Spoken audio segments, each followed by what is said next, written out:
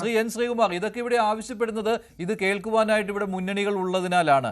ഇപ്പോൾ പൊതുവേ ഒരു ധാരണയുണ്ട് UDF ന്യൂനപക്ഷ പ്രീണനത്തിലേക്ക് പോകുന്നുവെന്ന്. അതായത് മുസ്ലിം സമുദായത്തിൻ്റെ വോട്ട് ഒരു എന്താണ് പറയുക, ഒരു കൺസോൾട്ടേഷൻ ഉണ്ടാവും, അത് UDF അനുകൂലമാകുമെന്ന്. അപ്പോൾ എന്ത് ആവശ്യപ്പെട്ടാലും അത് UDF നടത്തിത്തരുമെന്നുള്ള തോന്നൽ, അവിടെ ജമാഅത്തെ ഇസ്ലാമിയെ കൂടെ കൂട്ടുപോകാൻ പോലും മടി കാട്ടാത്ത UDF, ആ സമയത്ത് സമസ്തയല്ല ഏത് മതസംഘടനയും ഇത്തരം ആവശ്യങ്ങൾ ഉന്നയിച്ചുകൊണ്ടേയിരിക്കും. നോക്കൂ മഞ്ജുഷേ, ആദ്യമേ തന്നെ ഞാൻ പറയട്ടെ, ഇവിടെ ശ്രീ ഗോപകുമാർ ഒരു കാര്യം പറഞ്ഞല്ലോ, അതായത് നമ്മൾ ഈ മത വിഷയങ്ങളിലേക്ക് മാത്രം മുന്നണി സംവിധാനങ്ങൾ ഒതുങ്ങുകയാണെന്ന്. ഇത്തവണ UDFന്റെ ജാഥയ തുടങ്ങുമ്പോൾ ശ്രീ VD സതീശൻ പറഞ്ഞൊരു കാര്യമുണ്ട്. ഇതൊരു പരമ്പരാഗത രാഷ്ട്രീയ ജാഥയാണെങ്കിൽ പോലും ഇതിന് ചില ലക്ഷ്യങ്ങളുണ്ട്. അത് കോമൺ പ്ലാറ്റ്ഫോമാണ്. ആ കോമൺ പ്ലാറ്റ്ഫോമിൽ ഒരുപാട് വിഷയങ്ങൾ ചർച്ച ചെയ്യും. അത് കേരളത്തിന്റെ ഭാവിയെക്കുറിച്ചാണ്. ഇന്നോ നാളെയോ കേരളത്തിലെ നേതാക്കളൊക്കെ മാറിപ്പോവും, പക്ഷെ ഇത് ഭാവി കേരളം, അത് 1957 EMS പറഞ്ഞ ഭാവി കേരളമല്ല, UDF വിഭാവനം ചെയ്ത ഒരു ഭാവി കേരളം ചർച്ച ചെയ്യപ്പെടുന്നുണ്ടെന്നുണ്ട്. അവിടെ വരുമ്പോൾ ഇങ്ങനത്തെ ഒരുപാട് ഘടകങ്ങൾ നമുക്ക് ചർച്ച ചെയ്യേണ്ടി വരും. ഇപ്പൊ സമസ്തയുടെ വിഷയം പറയുമ്പോൾ ഈ സമസ്തയുടെ ഇപ്പൊ കാസർഗോഡ് വന്ന സമ്മേളനത്തിലെ ഒരു തീരുമാനം എടുത്തിട്ടാണ് നമ്മൾ ചർച്ച ചെയ്യുന്നത്. ഇവിടെ ശ്രീ മുസ്തഫ മുണ്ടുപാറ പറഞ്ഞ 10-20 പ്രമേയങ്ങളോടെ പാസ്സാക്കി എന്നുള്ളതാണ്. പക്ഷെ അവരുടെ ഒരു ആഗ്രഹമാണ് 3 ദിവസാവധി എന്നുള്ളത്. അത് അവര് കാലങ്ങളായിട്ട് പറയുകയും ചെയ്യുന്നു. അതോടെ നിൽക്കട്ടെ. പക്ഷെ എന്താണെന്ന് വെച്ചാൽ ഈ സമസ്തയെ ന്യൂനപക്ഷ പ്രീണനം നടത്തുകയല്ല ഇവിടെ UDF ചെയ്യുന്നത്. കാരണം സമസ്തയിലുള്ളവർ, എന്റെ അറിവ് ശരിയാണെങ്കിൽ, ഈ കാസർഗോഡ് നടന്ന AP വിഭാഗത്തിന്റെ TK വിഭാഗത്തിന്റെ സമസ്തയുടെ 90% പ്രവർത്തകരും മുസ്ലിം ലീഗുകാരാണ്, മുസ്ലിം ലീഗിൽപ്പെട്ടവരാണ്.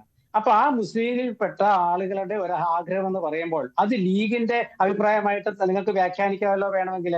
അപ്പൊ അങ്ങനെയല്ലത്. മുസ്ലിം ലീഗിന്റെ പ്രവർത്തകരാണ് ഈ കൂടുതലും ഈ EK വിഭാഗത്തിലുള്ളത്. 89-ലോ 90-ലോ സമസ്ത 2 വിഭാഗമായിട്ട് മാറിയത്. അതിനുശേഷമുള്ള ഈ വിഭാഗത്തില് കൂടുതലും ജിഫ്രി മുത്തുക്കോയ തങ്ങളുടെ ഇപ്പോഴത്തെ ഈ വിഭാഗത്തിൽ കൂടുതലും മുസ്ലിം ലീഗ് പ്രവർത്തകരാണ്. അപ്പൊ അതുകൊണ്ട് സമസ്ത എന്ന് പറയുന്നത് വേറൊരു മുസ്ലിം പ്രസ്ഥാനമായിട്ട് കാണേണ്ട ഒരു കാര്യം ഉണ്ടെന്ന് എനിക്ക് തോന്നുന്നില്ല. പക്ഷേ എനിക്കൊരു തിരുത്തൽ വേണമെന്ന് എനിക്ക് തോന്നുന്നു കേട്ടോ. സമസ്തയിൽ തന്നെ ലീഗ് അനുകൂലികളും ലീഗ് വിരുദ്ധരും ഉണ്ട് എന്നുള്ള കാര്യം താങ്കൾക്ക് അറിയാമല്ലോ. അപ്പോൾ ഈ 90% കണക്ക് ശരിയാകുമോ എന്ന് സംശയമുണ്ട്. അതുമാത്രമല്ല, ജമാഅത്തെ ഇസ്ലാമിക്കെതിരെ ഒരു പ്രമേയം പാസ്സാകണമെങ്കിൽ അവിടെ ലീഗ് വിരുദ്ധരുടെ എണ്ണം കൂടിയിരിക്കേണ്ടേ? അല്ലെങ്കിൽ ലീഗ് വിരുദ്ധർക്ക് സമസ്തയിൽ ആധിപത്യം കിട്ടുന്നുവെന്ന് കരുതേണ്ടേ? കാരണം ലീഗ് ജമാഅത്തെ ഇസ്ലാമിയോട് അടുക്കുന്നു എന്നതിലാണ് ഈ സമസ്തയിലെ ലീഗ് വിരുദ്ധർക്കുള്ള എതിർപ്പ് പ്രധാനമായും വന്നിട്ടുള്ളത്. നമുക്കറിയാമല്ലോ സമസ്തയിലെ 2 വിഭാഗങ്ങൾ ഉള്ളതിനെക്കുറിച്ച്. സമസ്തയിലെ EK സമസ്തയിലെ കാര്യമാണ് ഞാൻ പറഞ്ഞത്. അപ്പോൾ അതവിടെ നിഴലിച്ച് നിന്നു എന്നതിനല്ലേ ലീഗ് വിരുദ്ധതയുണ്ടായിരുന്നു, അതുകൊണ്ടാണ് ഇത്തരത്തിലുള്ള പ്രമേയം ജമാഅത്തെ ഇസ്ലാമിക്കെതിരെ വന്നത് എന്ന്? ജമാഅത്തെ ഇസ്ലാമി കുറെ കാലമായിട്ട് ലീഗിനോടുള്ള അവരുടെ സമീപനത്തിലാണ് മാറ്റം വരുത്തിയത്. ഞാൻ കഴിഞ്ഞ തവണ പറഞ്ഞതാണ്. അതായത് ജമാഅത്തെ ഇസ്ലാമിയുടെ കേരളത്തിലെ അമീറിന്റെ ഒരു പ്രസ്താവന 1 മാസം മുമ്പ് ഒരു ചോദ്യത്തിന് ഉത്തരമാണ്. അദ്ദേഹം പറഞ്ഞു, ഞങ്ങൾ മതരാഷ്ട്രവാദ ഉന്നയിച്ചിട്ടില്ല എന്നാണ് അദ്ദേഹം പറഞ്ഞത്. അതാണ് ഞാൻ വിശ്വാസത്തിലെടുക്കുന്നത്. അവിടെ ജമാഅത്തെ ഇസ്ലാമി നമ്മുടെ ലീഗിനോട് അടുക്കാനുള്ള താല്പര്യം കുറെ കാലമായിട്ട് കാണിക്കുന്നുണ്ട്.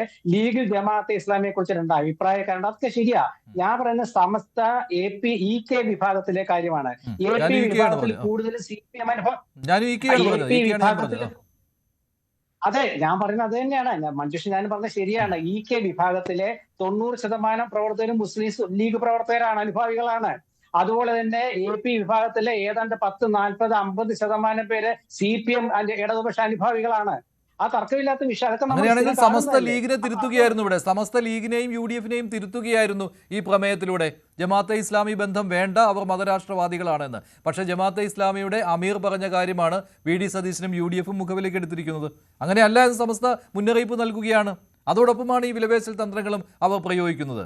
അതാണല്ലോ യഥാർത്ഥ ചർച്ചാ വിഷയമാകേണ്ടത്. അതാണ് ശ്രീജിത്ത് പറഞ്ഞത്. ഒരേ സമയം മതരാഷ്ട്രവാദത്തെ എതിർക്കുകയും അതേസമയം മതത്തിന്റെ അടിസ്ഥാനത്തിലുള്ള ഇത്തരത്തിലുള്ള സമ്മർദ്ദ തന്ത്രങ്ങൾ പ്രയോഗിക്കുകയും ചെയ്യുന്നു സമസ്ത എന്ന്.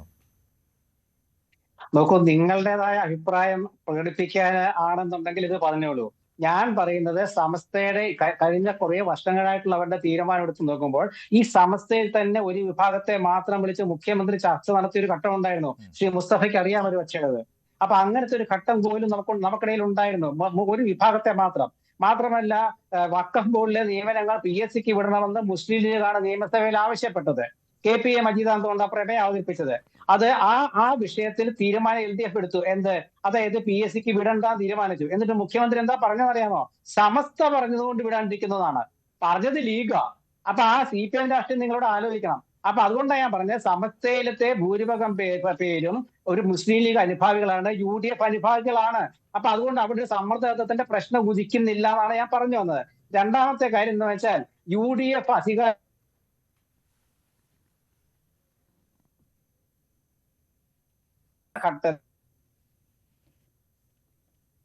സാങ്കേതിക പ്രശ്നമുണ്ട്. ഞാൻ വരാം, ശ്രീ എൻ ശ്രീകുമാറിലേക്ക് വരാം. Doctor G Gopakumar, N Sreekumar പറഞ്ഞ രാഷ്ട്രീയം അത് താങ്കൾ അതിനോട് യോജിക്കുന്നുണ്ടോ? ഒരു വളരെ വ്യക്തമായുള്ളൊരു കാര്യം, ഈ ഇടതുമുന്നണിയായാലും ഐക്യജനാധിപത്യ മുന്നണിയാണെങ്കിലും രണ്ടു കൂട്ടർക്കും സൗകര്യപ്പെടുമെങ്കിൽ ന്യൂനപക്ഷ വോട്ടുകളിൽ നല്ല താല്പര്യമുണ്ട്. അക്കാര്യം അവർ ഒളിച്ചു വയ്ക്കുന്നില്ല.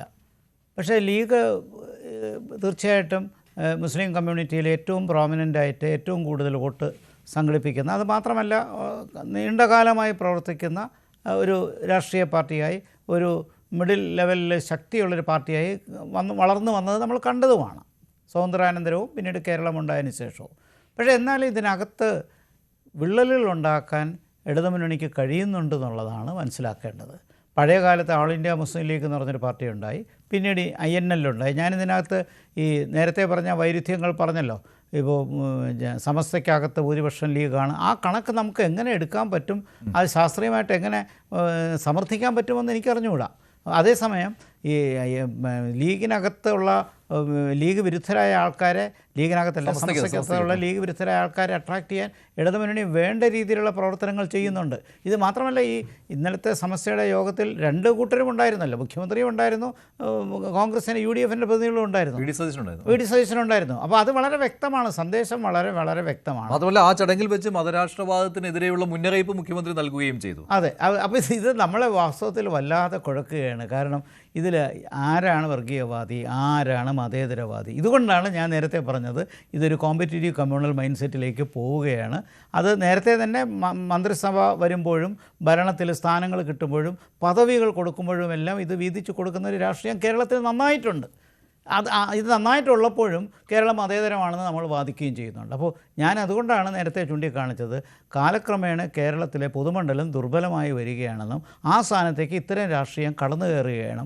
അവിടെ ചുരുക്കത്തിൽ രാജ്യത്തിൻ്റെ അല്ലെങ്കിൽ സംസ്ഥാനത്തിൻ്റെ വളർച്ചയുമായി ബന്ധപ്പെട്ട നല്ല കാര്യങ്ങളെക്കുറിച്ചുള്ള ചർച്ചയിൽ നിന്ന് ശ്രദ്ധ മാറുന്നു. അപ്പോൾ സതീശൻ നടത്തുന്ന ജാഥയിൽ കേരളത്തിൻ്റെ ഭാവിയെക്കുറിച്ചുള്ള ചർച്ച വരണമെങ്കിൽ അത്തരം വിഷയങ്ങൾ വരട്ടെ മുന്നോട്ട്. അങ്ങനെ അത്തരം വിഷയങ്ങൾ വരാതിരിക്കുകയും പ്രാധാന്യം കിട്ടുകയും ചെയ്യുന്ന സമയത്ത് ആരാണ് ഇതിൻ്റെ ഗുണഭോക്താവ്? തീർച്ചയായിട്ടും സംശയമൊന്നുമില്ല, വർഗീയ കക്ഷികൾ തന്നെയാണ്. അതിനെ മൃദുലമെന്ന് വേണമെങ്കിൽ വിളിച്ചോളൂ. പക്ഷേ അത് തീർച്ചയായിട്ടും കേരളത്തിലെ പൊതുമണ്ഡലത്തിൽ വിള്ളലുകളുണ്ടാക്കുകയാണ്. അപ്പോൾ അതുകൊണ്ട് നല്ല നയങ്ങളുണ്ടാക്കി, ഇപ്പോൾ വിദ്യാഭ്യാസത്തിൽ അടുത്ത 5 വർഷം എന്ത് നയം വേണം, ആരോഗ്യരംഗത്ത് എന്ത് നയം വേണം, പ്രവാസവുമായി ബന്ധപ്പെട്ട കാര്യങ്ങൾക്ക് എന്ത് നയം വേണം, വികസനവുമായി ബന്ധപ്പെട്ട അടിസ്ഥാന വികസനവുമായി എന്തൊക്കെ കാര്യങ്ങൾ ചർച്ച ചെയ്യാൻ കിടക്കും. എന്തുകൊണ്ട് മാധ്യമങ്ങളെ ഇത്തരം ചർച്ചകളിലേക്ക് കൊണ്ടുവരുന്നില്ല? അതോ LDF UDF തമ്മിൽ അക്കാര്യത്തിൽ ഒരു ഏകോപനമുണ്ടോ, സമവായമുണ്ടോ? അതുകൊണ്ടാണോ അതൊന്നും ചർച്ച ചെയ്യാതെ നേരെ വർഗീയതയിലേക്ക് പോകുന്നത്? അല്ല, അവർ ആ രീതിയിലാണ് പോകുന്നത്. കാരണം മത്സരിച്ച്, താങ്കൾ പറഞ്ഞ പോലെ മത്സരിച്ച് വർഗീയത പറയുകയാണ്. അതുകൊണ്ടാണ് നമ്മൾ സംശയിച്ചു പോകുന്നത്. കൂടുതൽ വാർത്തകൾക്ക് News 18 കേരളം യൂട്യൂബ് ചാനൽ സബ്സ്ക്രൈബ് ചെയ്യുക.